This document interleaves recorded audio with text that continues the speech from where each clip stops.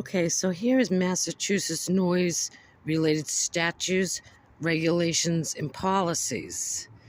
Now, if you see here, it's called air pollution, which is excessive noise. Now, when this house was purchased, we live far away from the highway that you could barely even hear it. But for the past 6 years,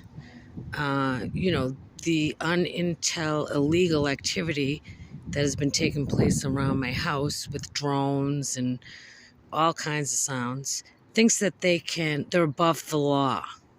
So this breaks the excessive noise, air pollution contracts.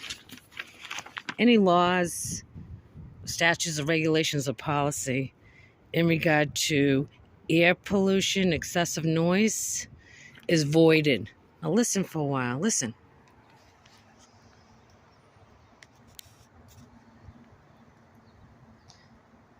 It may not seem that loud, but if you hear this 24/7 every day, yeah, like people are driving on the highway at like 2 a.m. in traffic, horns and motorcycle sounds, trucks, really loud. And every time I use the bathroom, I hear like a moped, motorcycle sound. So this voids their laws for noise pollution.